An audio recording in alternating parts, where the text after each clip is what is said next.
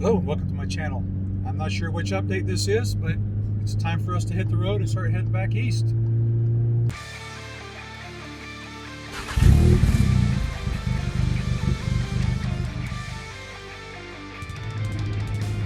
Welcome back. Thanks for being here.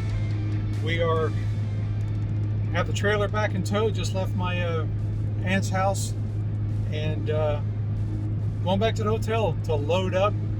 This here is very likely our last moments of peace and quiet in this car. Relative. Yeah. The noise everywhere. Yeah, the engine's a little noisy, but yeah, pretty soon we're going to have 3 whiny cats in here.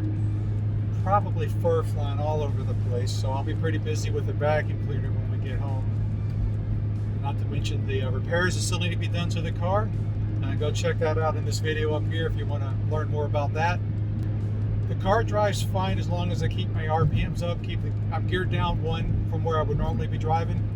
So I'm doing 65 right now, 4th gear. Not that I'm going to keep it that way, but I got to stay above 2,500 RPM for the car to behave. 3,000 is good. And yeah, no behavioral issues as long as I don't get into the power too much. We will be climbing some passes along the way, but even when we came over to Tehachapi Pass on the way in, the car didn't stumble once I figured out that we had to keep it a gear down from my usual driving habits. Our loadout's going to be a little different for the road home because the back here, you see we saw a little bit of junk behind us, but this is going to be all cleared out and the cat carriers will be back here. And I really don't know if there's going to be room for anything but cats back here. There'll be one little spot about this big in front of one of the cat cages that we can maybe put something. I don't know what yet. We'll figure that out. That's still what we got to figure out at the hotel. And I think I want to bring the bag that normally rides on top of the trailer. I think I'm going to bring that down to the lid to reduce the aerodynamic load on the car a little bit. Stick around, we'll follow up with you in just a moment with our noisy neighbors once we get them back here. All right, we're on the road. It took forever to get loaded up this morning. We have way too much stuff, and it just took a while. We kind of mock pack things. Did we do that last night or this morning? Last night we were just too tired. I don't remember if I told you we did make it to the coast. Watched the sunset on the Pacific Ocean. We hadn't seen that in a very long time when we left in 2003, and even back then we didn't watch the sunset together anyway. I mean, I seen plenty of Pacific Ocean sunsets at sea, but never. I don't know if I had with you at all ever. Maybe on our honeymoon. Yeah, honeymoon. That was 29, almost 30 years ago. So I'm a romantic, can you tell? So hey, he's letting me bring home his mom's cats. That's romantic. Yeah, sure. So I thought that they were going to be noisy, but they're not. This one here talks a little bit. She's very quiet. I appreciate quiet cats. The polydactyl behind me, he's very quiet. And then the big fat cat way in the very back. It'd be nice if we could see him, but he's good back there. He is scared out of his mind and just needs to sulk and be alone. And I thought the lady who gave him to us, I thought she was exaggerating about his weight because, in her own words, because of her age, she's not strong and everything's really heavy to her. So I just figured it was her exaggerating his weight, but man, she says he weighs 30 pounds, and I think he weighs 30 pounds. So he's a hefty cat, and kind of wild, and trying to get out of that thing when we approach him. He's afraid of us, and so it's going to take a long time for him to warm up to us. But at least he's quiet. I demand silence, cats. I have it. So let's see how that goes. It could all change tomorrow. Yes, it could all change tomorrow. Once they realize that we're not taking them back home, to their home. We are going to, what do we went to Home Depot this morning to get some boxes to pack up my mother's stuff in to fit into our stuff, because we have my mom's records and the DVD collection that I had forgotten about. And so again, a little sewing box, sewing machine. I remember the sewing machine from when I was a kid, so it's I don't know if you can call it an heirloom, but all right, whatever. I remember it. So yes, this car, if it wasn't loaded down enough when we left Virginia, it's definitely loaded down now. So far, behaving very well. We'll see how that goes once we get into the mountains. I did not add up everything. I did weigh stuff as I boxed it up and got it ready to load into the trailer, but I honestly don't know how much everything weighs right now.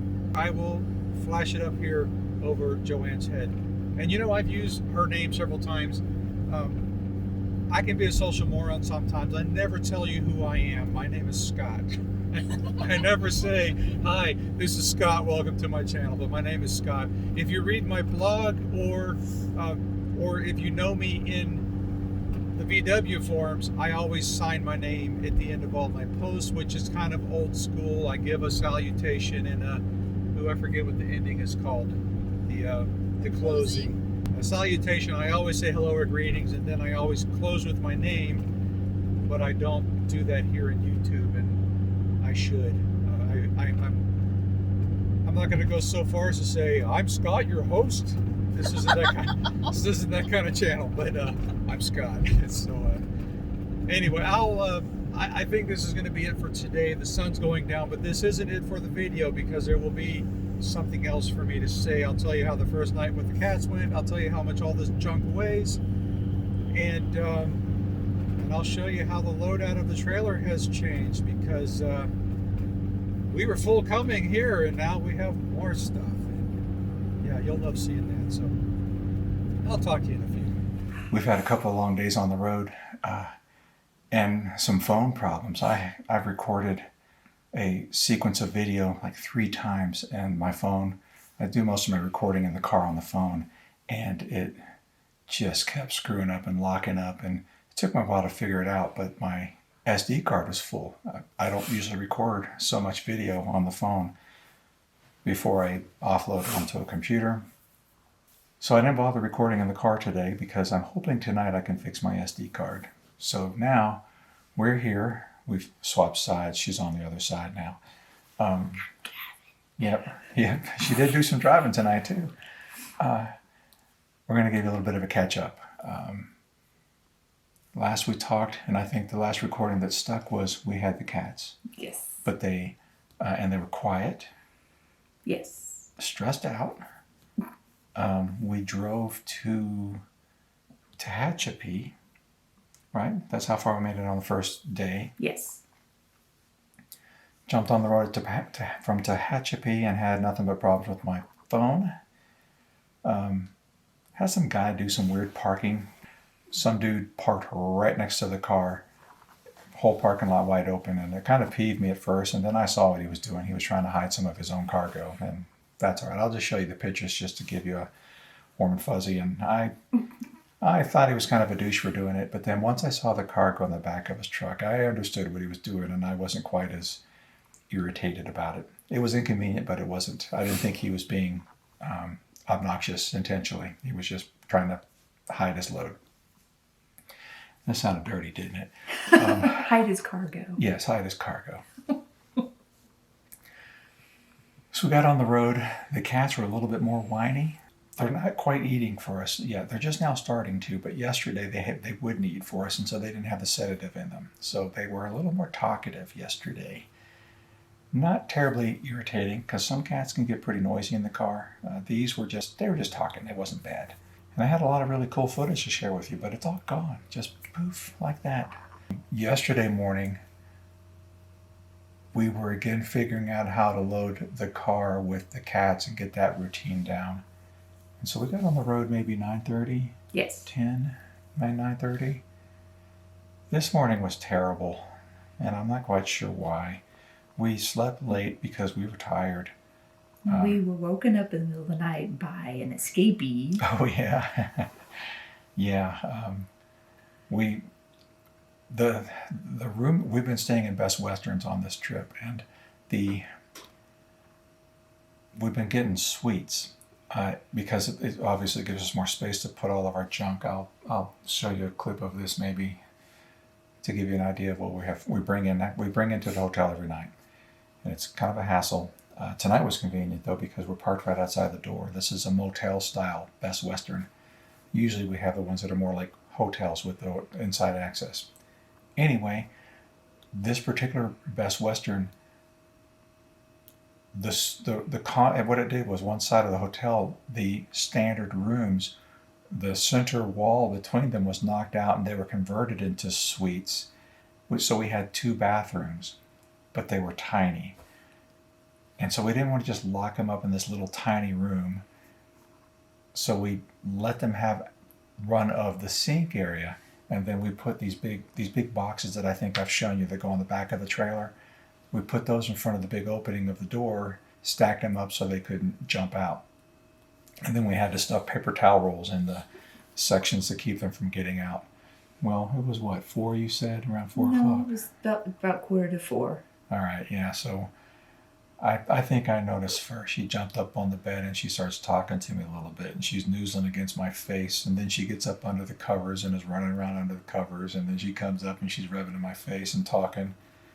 And I'm like, all right, screw it, you're good. I'm just going to go back to sleep. And then she woke me up saying, hey, the cat's out. We got to put her away because guess what? The litter box and the food and the water is all in the other space where she's supposed to be. Well, we can't be having her pee outside of her space, so I had to get up and basically shove her back in this little hole and then barricade her in. And then we went back to sleep and slept way longer than I expected we would. We slept all the way till 7. So we've been following Route 66 more than I ever have in my life because I usually travel I-10 and sometimes 80, but not usually 40. And so we've seen a lot of Route 66, but some areas are better than others. We stopped in Seligman last night briefly. Yes. To refuel. That had a couple of interesting things there, mostly murals and things like that, and little businesses capitalizing on the Route 66 name and fame. I forgot the name of the place we went in Arizona that's on the way out, where the memorials were, the veteran thing that you saw, you took pictures of. What was the name of that town? I don't remember. We're stoned. We're just... Not literally. I'll flash it up here. Yeah, I don't drink alcohol or nothing, and she does, but she hasn't. So, I mean, we're just forgetting the name of this place. We're so exhausted. Yeah, we're tired. We'll flash it up here. Anyway, that town is fantastic for Route 66 nostalgia. There's a lot of stuff preserved there, and it feels authentic. The town, well, where we stayed last night, what did you say it was called? Where did we stay last night? I don't. Remember what I said about politicians forgetting where they are and we make fun of them because they're such liars? It's an honest mistake. You just forget where you are if you're traveling a lot. So the town we stayed in last night, I'll flash that up there too. It just seemed like a town that was once a part of Route 66, but it's just become so congested and busy. Right now we are in... Santa Rosa. Yes, thank New you. Mexico. How could I forget where I am right now? We don't know what's here because we got here in the dark. And then tomorrow we're going to visit Shamrock, and I hope to get some photos of a familiar building that you will have seen. I believe this building was featured in the Pixar movie Cars. And Cars, I mentioned this in one of my other takes that got lost. Cars, I believe. If you haven't seen it, watch it. It's kind of a cool movie. It's a animated show if you haven't seen it. And it is based off of Route 66 and how the interstates were built to bypass Radiator Springs. They're talking about I-40. I-40 was made to bypass all these little cities and abandon Route 66.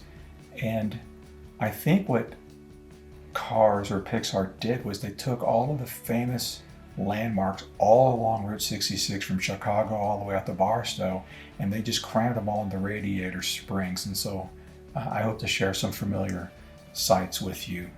I'll close this one out. and then we'll resume our videos from the car. So talk to you later. Bye.